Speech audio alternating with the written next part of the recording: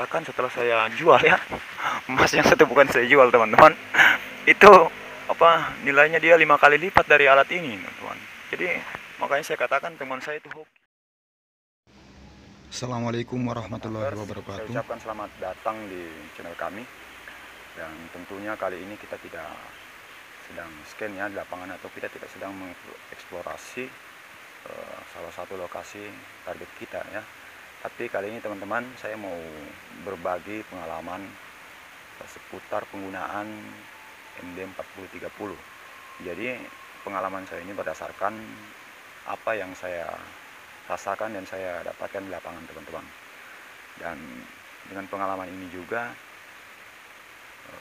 sekiranya mungkin bisa ya menggugurkan teori atau argumen dari pihak-pihak tertentu yang tidak bertanggung jawab, yang itu kemudian mengurangi semangat kita para pengguna MD4030. Dan yang kedua, dengan adanya pengalaman saya ini menjawab daripada kontroversi terkait penggunaan MD4030 ini. Teman-teman, MD4030 yang sangat kontroversi di mata para hunters dan juga orang-orang tertentu ya. Nah, ini alatnya teman-teman. Jadi alat saya masih gunakan sampai saat ini. Cuman teman-teman, kali ini kita tidak akan hunting, tapi kita akan berbicara fakta-fakta di lapangan, pengalaman-pengalaman saya di lapangan. Dan perlu saya sampaikan teman-teman, saya bukan master, saya pemula juga, bukan master MDI atau para suhu ya. Saya juga pemula, cuman barangkali dengan pengalaman-pengalaman saya ini teman-teman bisa lebih semangat lagi, bisa banyak referensi untuk bagaimana kita dapat memuaskan atau memberikan kebahagiaan tersendiri saat kita hunting menggunakan MD yang murah ini ya. Yang sangat kontroversi teman-teman. Namun sebelum itu teman-teman, saya ingatkan supaya sudilah teman-teman untuk mengklik tombol subscribe-nya, berikan like beserta komentar-komentar yang sifatnya membangun teman-teman ya, yang itu mungkin membangun pemikiran saya untuk lebih dewasa, membangun pemikiran teman-teman yang lain, dan juga tentunya akan membangun channel ini teman-teman. Dan kita akan terus mengupdate informasi seputar perkembangan atau hal-hal yang berkaitan dengan MD4030 ini teman-teman. Oke teman-teman, saya pikir tidak usah kita lama-lama, kita langsung saja. Yang pertama itu teman-teman, cerita pengalaman saya ini saya mau sampaikan bukan berarti saya bermaksud ria, sombong atau angku dan lain sebagainya ya. Tidak begitu teman-teman. Saya semata-mata mau berbagi saja, karena saya pikir pengguna MD4030 ini banyak juga ya di Indonesia, dan juga ada di luar negeri teman-teman, dari luar negeri. Saya selalu cek-cek di YouTube, itu ada juga penggunanya di luar negeri. Nah, cerita pengalaman saya ini saya tekankan sekali lagi, ini kemudian dapat menggugurkan teori atau argumen dari orang lain, pihak tertentu yang tidak bertanggung jawab tadi, itu yang mengatakan bahwa MD semurah ini teman-teman, dia tidak mampu mendeteksi jenis logam berharga seperti emas dan perak. Nah, di sinilah saya akan menceritakan bagaimana saya menemukan benda-benda tersebut. Kemudian teman-teman, barangkali dengan cerita saya ini sebagai motivasi ya untuk teman-teman yang baru saja mungkin membeli atau memiliki alat ini, metal detector MD4030. Saya pikir ini adalah langkah awal ya teman-teman, untuk mengetahui bagaimana sih cara kerja atau cara kita menggunakan metal detector. Tentunya teman-teman nanti ketika memiliki alat detektor yang lebih baik lagi, pasti sudah ada pengalaman dari sini. Dan yang perlu saya sampaikan teman-teman, bahwa tidak sedikit daripada master MDI kita, metal detector di Indonesia ini, itu pernah menggunakan MD4030 ini teman-teman. Dan itu mereka berawal dari sini teman-teman. Nah, kemudian saya juga mau sampaikan kenapa dalam temuan saya yang hoki itu bisa dikatakan hoki ya teman-teman ya, yang hoki itu teman-teman, saya menemukan emas dan benda berharga lainnya itu tidak direkam. Nah, jujur saja teman-teman, ada banyak petualangan saya melakukan scanning, eksplorasi di lokasi-lokasi menggunakan MD ini, tetapi itu tidak sempat saya rekam. Jadi hanya dalam situasi atau kondisi tertentu baru saya bisa merecord saat saya hunting. Kenapa demikian teman-teman? Karena yang pertama itu, kalau saya hunting saya selalu sendiri teman-teman. Saya selalu sendiri saja di lapangan, dan itu susah sekali teman-teman, karena yang tangan kanan saya ini dia memegang alat ini, yang satunya itu pegang cangkulnya atau alat galingnya teman-teman. Itu saya agak kesusahan untuk memegang tripod atau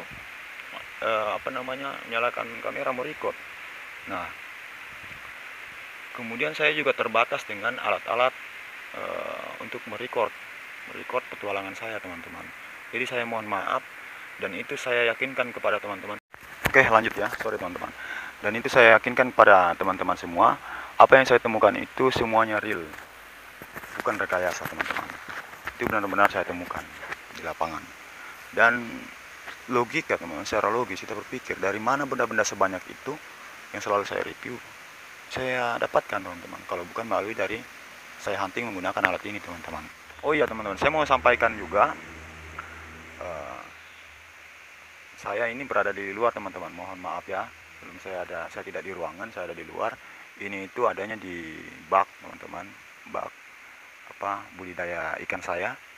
Ini yang baru saya buat, ini saya datang tadi mengecek ya teman-teman, apakah sudah jadi baknya atau belum. Dan karena tidak ada tukang di sini, jadi terpaksa saya, kebetulan karena mau hujan juga, cuaca tidak bagus, tadinya mau hunting, terpaksa tidak jadi kita huntingnya teman-teman.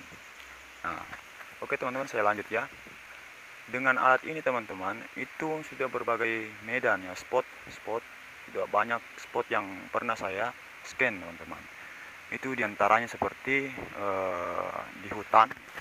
Oh ya, sorry teman-teman, diantaranya seperti medan di spotnya itu di hutan teman-teman ya, di hutan, kemudian di sungai, di kebun itu macam-macam teman-teman ya, kebun coklat, merica, lada ya, sama kebun kelapa. Kemudian medan pasir itu udah banyak juga teman-teman ya, medan pasir pantai itu ada kadang pasir yang berbasah, kemudian pasir hitam sama pasir yang bermineral tinggi, dimana ketika coil daripada MD4030 ini menyentuh dasar atau permukaan pasir tersebut, itu dia akan berbunyi teman-teman ya, begitu. Itu kalau pasirnya basah sama pasir yang kadar mineral tinggi teman-teman. Kemudian tanah merah juga, tanah merah ya, di daerah saya ini teman-teman itu kebanyakan tanah merah karena rata-rata mengandung mengandung nikel teman-teman. Makanya di sini ada pabrik Antam yang mengelola ya teman-teman, nikel. Nah, itu banyak sekali teman-teman di sini. Dia kalau sudah tanah merah seperti itu, dia bermineral tinggi, mengandung nikel. Jadi alat kita kadang berbunyi ya teman-teman ya. Kemudian ada juga pernah di medan batu ya, medan batu di pantai dan lumpur ya teman-teman. Jadi alat ini tidak pernah saya gunakan di segala medan teman-teman, dan itu ya luar biasa lah ya teman-teman ya. Kemudian teman-teman, yang selanjutnya itu pengalaman saya pengalaman saya terkait dengan suka duka di lapangan ya. Kadang kita menemukan sampah, dan dari sekian banyak hunting itu boleh dibilang lah ya 30% yang baiknya teman-teman, dan 70% itu kebanyakan kita menemukan sampah dan rongsokan. Saya pikir sama juga ya dengan para master atau para detektor di Indonesia maupun di seluruh dunia. Itu tidak semuanya dalam satu kali hunting itu selalu mujur teman-teman ya, pasti akan menemukan juga sampah atau rongsokan. Selanjutnya teman-teman ya, teknik eksperimen setting. Teknik ini teman-teman saya lakukan itu berdasarkan eksperimen saya selama kurang lebih 4 bulan saya di lapangan melakukan alat ini. Dan ini juga yang akan menambah penjelasan daripada video saya yang sebelumnya terkait dengan settingan MD4030 ini. Itu teman-teman saya dapatkan itu benar-benar melalui eksperimen ya. Itu tidak semata-mata saya lakukan begitu saja. Itu saya melakukan eksperimen sekian lama. Dan kenapa perlunya settingan seperti itu teman-teman ya, itu dengan alat ini teman-teman, ternyata kawat-kawat yang kecil segini saja kalau kita tidak setting dengan tepat itu, dia akan mendetek teman-teman. Dia akan terbaca dengan alat ini ketika kita scan. Makanya kita perlu settingan yang tepat untuk mendiskriminasi benda-benda yang tidak perlu untuk kita gali. Ya, begitu teman-teman. Penjelasan dari settingan itu. Nah, kemudian teman-teman, yang saya mau sampaikan ini itu ya terkait dengan temuan saya teman-teman ya. Temuan saya di lapangan. Jadi terkait dengan temuan saya di lapangan itu, saya telah menemukan emas ya teman-teman ya. Emas yang saya temukan itu tidak 1-2 kali ya teman-teman, cuman tidak sempat kita rekor, dan itu real teman-teman, nyata saya temukan.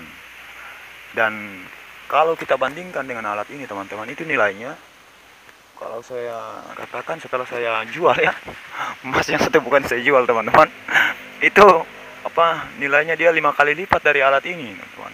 Jadi makanya saya katakan temuan saya itu hoki, karena dari semua temuan yang hoki itu, kalau saya totalkan, saya akumulatif semua nilainya, itu lebih 5 kali lipat dari harga alat ini. Luar biasa sekali teman-teman ya. Aduh. Nah, kemudian teman-teman ya, yang saya temukan juga yang lain selain emas itu ada perak teman-teman. Perak itu 3 kali juga saya temukan, 925 sama perak yang asli. Itu dalam bentuk cincin dan patahan-patahan lain perhiasan yang saya tidak pahami itu apa. Dan semua itu tidak sempat saya rekam. Disitulah kesalahan saya teman-teman ya. Saya mohon maaf sekali lagi kenapa saya tidak sempat rekam. Tapi semua real teman-teman, nyata dan benar-benar real adanya teman-teman. Saya tidak sementara mengada-ngada. Kemudian teman-teman, saya juga menemukan uang receh yang masih berlaku teman-teman. Uang receh, uang koin ya, Rp500 dan Rp1.000 yang masih berlaku. Dan itu kalau saya totalkan teman-teman, itu sudah ada 100 sampai 200 ribuan teman-teman. Luar biasa ya, hampir menyamai dengan harga dari alat ini teman-teman ya. Itu hanya uang koin yang saya temukan yang masih berlaku teman-teman.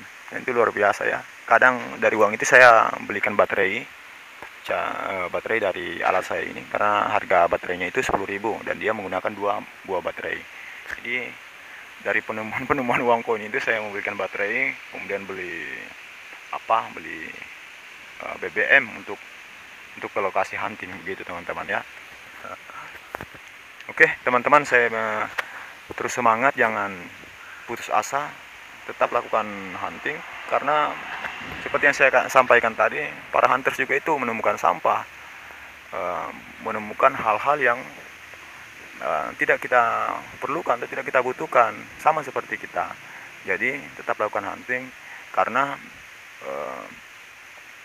penemuan itu tergantung di mana kita melakukan scanning teman-teman.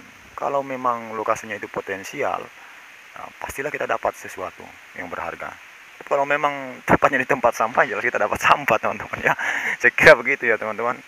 Kemudian kalau dari medan-medan tersebut yang pernah saya hunting itu, saya katakan dari semua medan itu yang paling saya senangi, saya suka itu adalah di pantai yang kering teman-teman. Di pantai itu mudah sekali kita temukan benda-benda, dan banyak yang kita temukan. Jadi dia luar biasa ini kalau di pantai teman, tidak kalah dengan alat-alat MD yang lainnya. Saya cuma sampaikan itu dari temuan saya tadi, selain emas, perak, dan yang inti dari cerita pengalaman saya ini teman-teman adalah terkait dengan ilmu pengetahuan teman-teman. Ilmu pengetahuan ya di sini teman-teman. Setelah saya menjadi seorang detektor, sekalipun saya baru pemula teman-teman, dan menggunakan alat semurah ini, itu saya menemukan banyak pengetahuan, banyak ilmu pengetahuan dari sejarah dan nilai sejarah. Salah satunya itu adalah terkait dengan temuan saya menemukan uang koin yang nilainya 25 sen tahun 1952. Itu tulisan, masih ada tulisan Arab buta ya teman-teman, atau bisa dibilang tulisan seperti di kitab gundul. Itu uang 25 sen itu. Dan di mana pengetahuannya, ilmu pengetahuannya?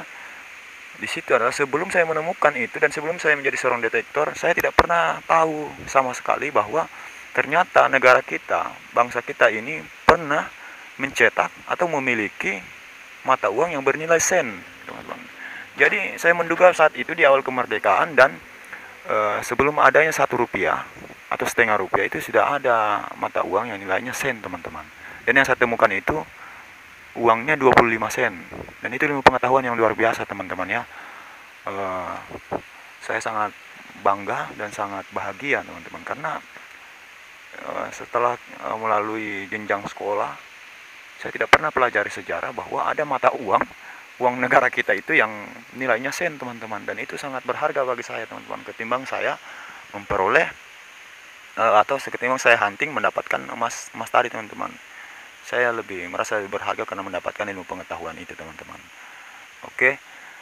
Uh, dan teman-teman, sebelumnya saya ingatkan sekali lagi, mohon kiranya teman-teman kalau suka dengan video saya untuk menekan tombol subscribe dan juga loncengnya, berikan komentar dan klik like komentar-komentar yang sifatnya membangun saya dan juga channel saya ini teman-teman, supaya ke depan saya akan membuatkan lagi video-video menarik lainnya seputar informasi atau terkait dengan MD4030 ini teman-teman. Oke, saya pikir cukup teman-teman ya. Salam gali. Billahi taufiq wal hidayah. Assalamualaikum warahmatullahi wabarakatuh.